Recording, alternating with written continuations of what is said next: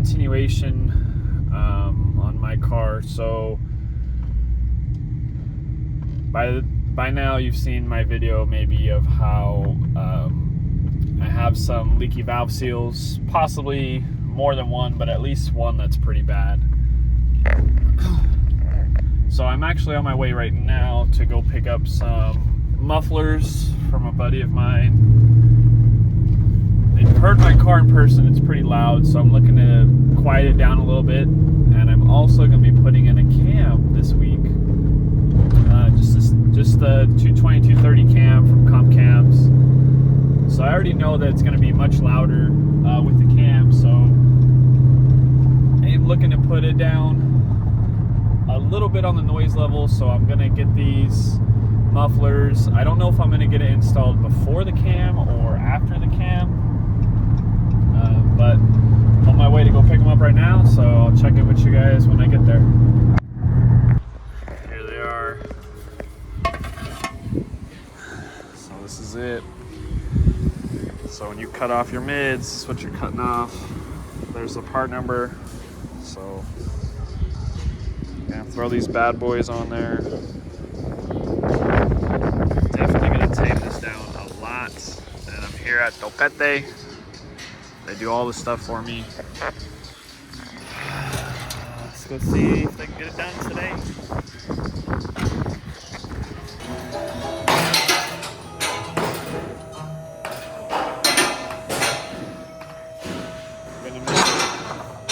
Gonna miss the growl, but gotta do it.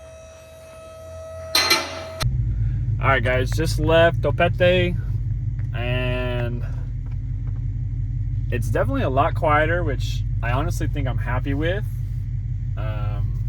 See if I can hit a little baby rev. Yeah, a lot. You can still hear the car. I would say comparison to stock, a little bit louder than a stock car, obviously, just because I have the headers and the high flow cats, but definitely changed it a lot, calmed it down quite a bit, which I'm going to be happy with. I didn't really set the camera up and do like revs or flybys or anything. I mean, you guys know how loud a headers, high flow, catless car is without the mids. But those mids are a game changer. When I had my 5.7 that was cammed, it was insanely loud catless with headers, and I put those mids back on and it tones it down a lot. Don't know what you can hear through the camera, but I can hear the exhaust. It's not as loud, not as raspy. So curious to see how the cam's gonna change that. I'll try to set it up with some revs before and after the cam, and definitely gonna put it on the dyno when it's done getting cammed. I didn't record any of the dyno pulls on my car before the cam, but if I remember correctly, my car made about 454 wheel HP and about I want to say 478 wheel torque, headers and E. So I got a good baseline there. I also have a stock baseline as well, so you guys can kind of see the level changes between, you know, stock, headers E, and then headers E cam. So we're excited. This video is going to be a little bit longer. It's going to take probably about a week's time just to get everything recorded. Today's Sunday, dropping the car off Friday, picking it up next Sunday. So check back in. All right, it's about 50 degrees outside, a somewhat semi-cold start with those new mufflers on.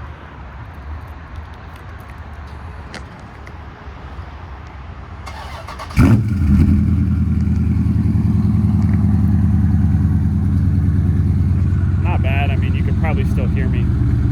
Video might not do it justice. All right, guys, I'm here with the legendary BKS 1320. I got my car pulled into his bay, just kind of updating my tune for the startup for when he gets it all put together. Check in later.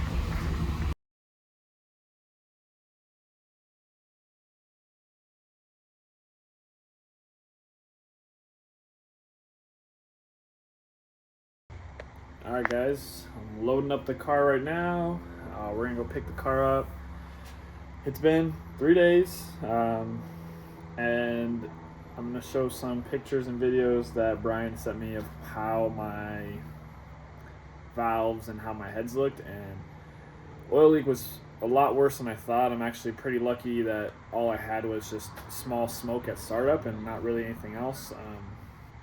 So everything's all cleaned up. I got everything packed up. We're gonna go head out there and pick it up.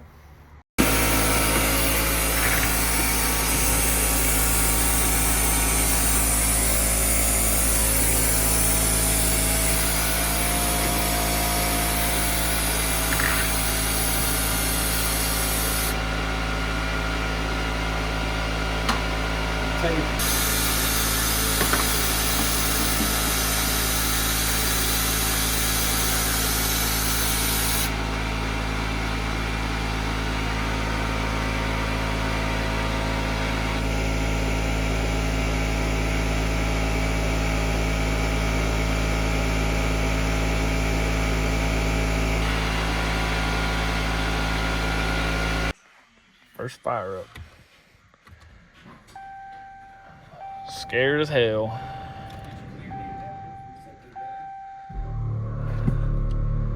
Nope.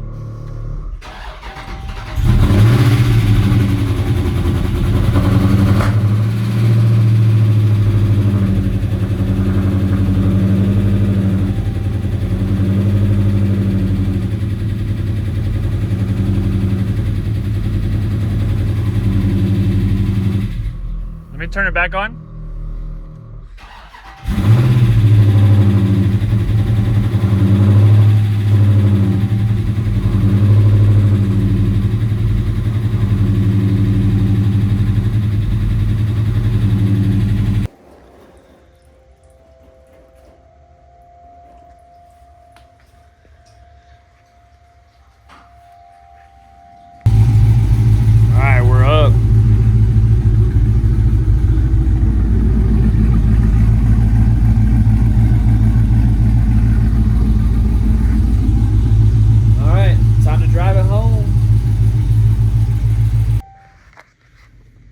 Alright guys, so we're about 15 minutes down the road, loading in a revision right now.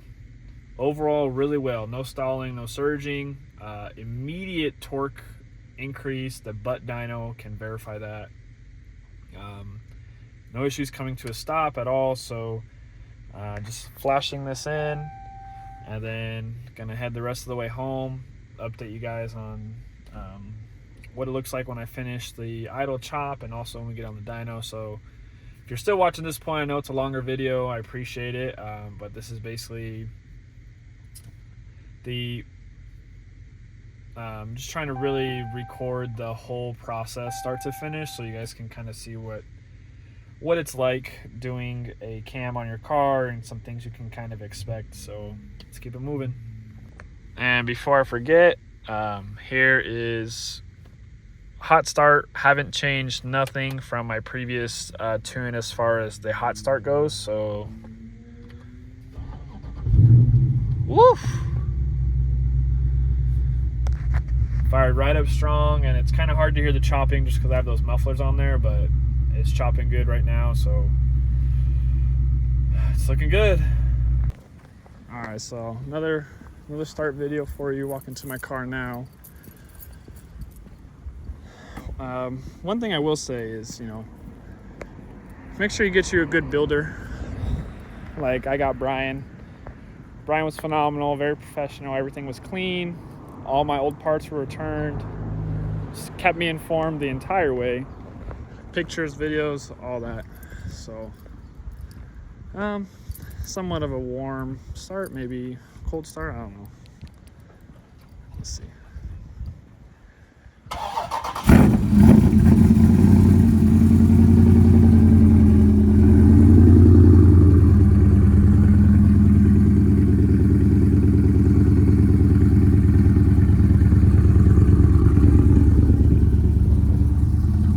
Still got some choppy changes to make, but there you go. You can hear it wanting to chop.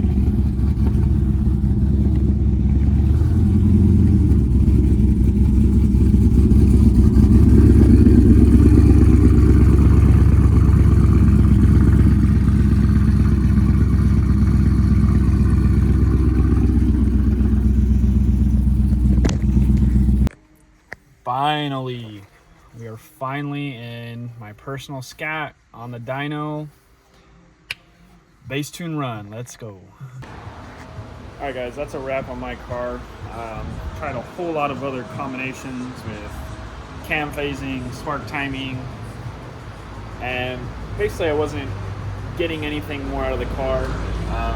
So on a hot motor, finishing 496, 472, let me get some comparison graphs for you guys. So before we get into my final graph, here is the 6.4, 434, 450 in stock form, stock tune, 91 gas, no mods whatsoever on this particular Dyno. Okay, so keep that in mind. This is a green line, stock car, completely stock, 6.4 on the Dyno. Red line is my car, e85 headers. That's it, e85 headers. You can see that the gains here just going to e85 and headers. Now let me hide my e85 header. So remember 450, 474.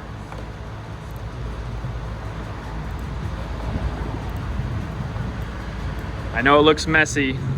Just finished up at 496, 472. So let me hide that red line so you can see what you can expect. So basically over a stock car similar to that thumper cam, we have a 46 wheel HP gain total, and almost 40, sorry, this is torque, 46 torque, almost 40 wheel HP gain over a stock file. So you can see this particular cam is no matter what I did, is losing power after about 6,200, but nonetheless stays above 450 wheel HP at 6,500 RPMs. This is basically the difference we want to see here. So it's, like I said, a 40 HP gain. So here we're looking at, here is wheel HP. So at 5,200s, we're at a 53 wheel HP gain, which is pretty significant.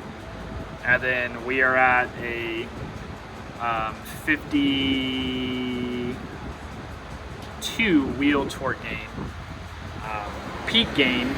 Okay, but you can see that we are floating at 495 from 3,600 to 4,300. That's a lot of torque. We're making 475 wheel torque at 3,000 RPMs, which is a lot. I mean, it's a lot of horsepower, or a lot of torque, I should say. I didn't get no video polls of this car just because this video is already kind of long. Don't need to waste your time with how it sounds. I'll throw in an idle. I don't know if I'll throw in an idle clip, but that pretty much concludes this video. Second round of diagnosing my car with leaky valve seals. Went ahead, replaced the valve train, replaced the cam while we were there.